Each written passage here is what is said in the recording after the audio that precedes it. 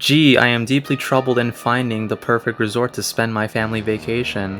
Where shall we go? I know. How about the luxurious city of Detroit, over in Michigan. This should go lovely. Let us look up the Airbnb reservations right now. That is what I like. This will go well. Here are the lessons I got from this movie. Number 1, don't go to Detroit. Number 2, don't go to Detroit. Number 3, don't visit Detroit.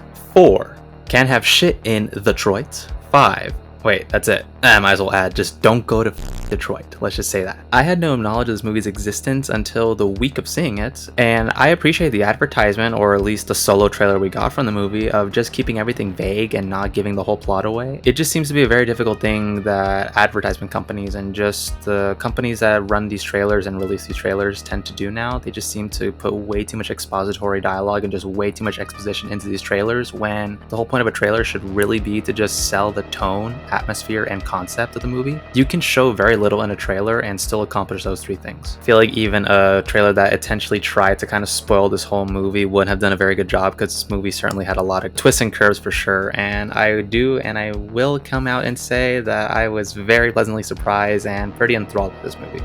Wow, did this one really throw many loops in. Barbarian. A woman staying at an Airbnb discovers that the house is not what it seems. This is the actual logline synopsis on IMDb. Vaguest logline ever, so let me add a little bit here. Upon staying at the house in a rundown section of Detroit, she starts to feel a malicious presence as she investigates and discovers something very disturbing in the basement.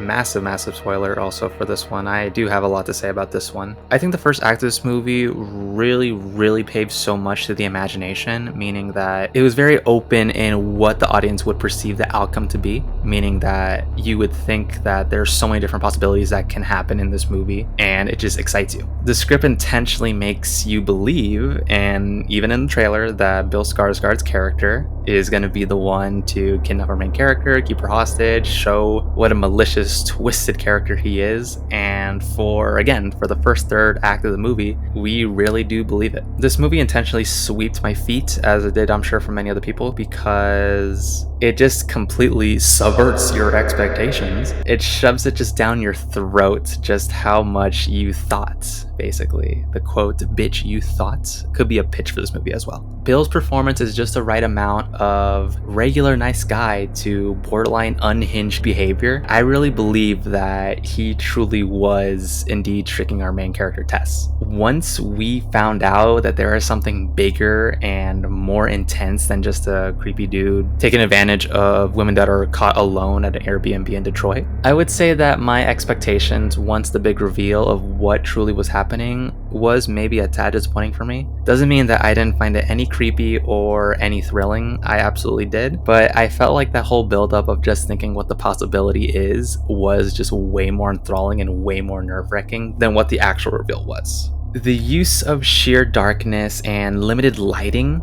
to obscure the character and audience's vision in a very claustrophobic environment really kept me at the edge of my seat, and it had me wince in the best ways possible, because I was just actually feeling intense thrill, I would say, of just what is going to be arriving around the corner or out of the darkness. With each and every discovery that our main protagonist was making, it just was getting way more unsettling, and just, again, it just started filling your mind with just the imagination, like, what the hell is down here? What the hell is this leading up to? Holy shit.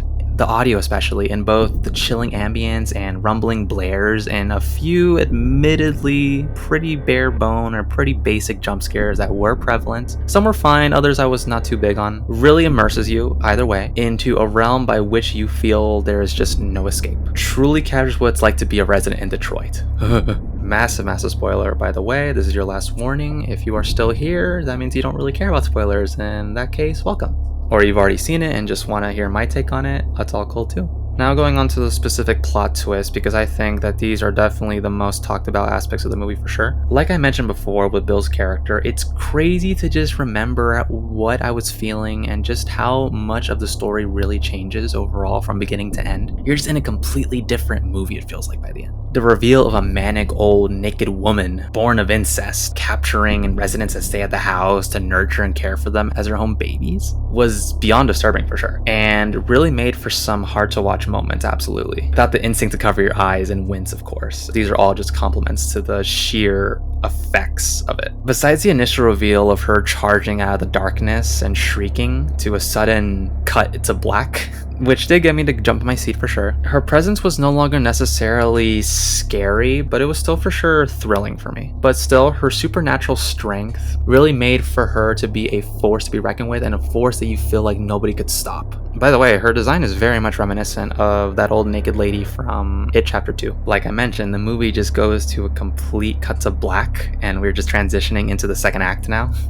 And at first, for a brief moment, I really thought that the movie was sequel baiting us for a second and just gonna cut to credits, and I was gonna be like, what the hell? Instead, we just shift perspective completely onto a whole new character, which honestly, it was so jarring to me that it honestly gave me a little bit of whiplash. It felt changing to a whole different character that will eventually end up in the same position that we have our original protagonist in, which is pretty standard. It's not the first type of these movies to do that type of formula, but I certainly wasn't expecting it here, because this new character that we introduce is actually the homeowner of this whole rundown house where all this shit is going down, so it's inevitable that he's going to end up going to that house to investigate it himself what the hell's going on. I just felt like we spend a bit too much time on this particular new character's backstory shit that he's got going on in his life at the moment. It just kind of felt like, again, we were just watching a whole different movie play out before we were getting back to the main central plot that we were establishing for the first act. Yeah, it just felt like a complete change of tone, and again, I say, it just felt like we were just watching a completely different movie. Other tonal shifts that I felt in the movie were also sudden flashbacks that we got, which do provide expository background and just overall important backstories that we need to understand in the particular circumstances that this house was in. Getting a flashback sequence of the previous owners back when Detroit was actually a decent place to live in, and just what happened to them and how they lived in that house before, certainly pieced together a lot of the puzzle pieces that we, the audience, were wondering and questioning throughout the whole movie's runtime so far. It comes back and just connects to the main story plot, which overall, it works. Seeing a secret dungeon within a secret dungeon within a secret dungeon, I'm pretty sure it was threefold there. We discover that the sick man responsible for all of this incest is still alive, old, and withering away in just the bowels, the deepest parts of this house's basement, with all of his previous cages where he's kept his past victims just rusting and just decaying, just absolutely rotting, with his own collection still of VHS tapes of all of his past victims. It's just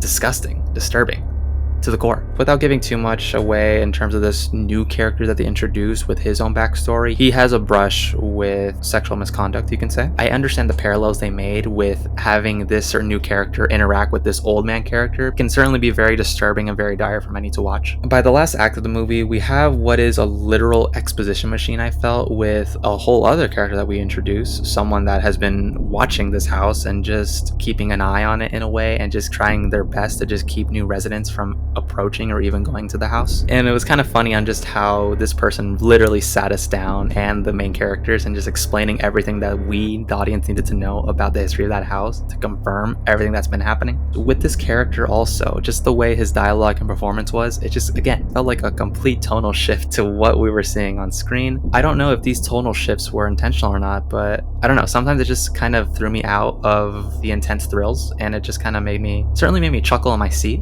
maybe even laugh in my seat sometimes, because I was a little bit confused just at the sheer, again, tonal whiplash that was just going on, just back and forth, of just serious dire tone and just kind of charming goofiness in a way. Now I'm going to go over the particular themes in this movie, because even while I was watching it, I was certainly noticing some patterns, both very obvious, but as well as some undertone ones that I thought were interesting. So the messages I got from this movie are, of course, don't live in Detroit. Have I mentioned that before? But also just how any legal system, but I guess specifically the legal system in Detroit, has just seemed to abandon its citizens, especially in the slum areas where many homeless turn drug addicts and squatters. And that was some pretty cool commentary for sure, and I certainly support it. They need to be held responsible for failing to maintain peace and safety to the very residents that live there. It's just sad. Another recurring one I noticed was just how men are garbage and are certainly capable and even expected to commit some heinous acts in life. Another movie I saw this year that touched on that subject was Men from A24. If you haven't seen that review, I'll link it down below.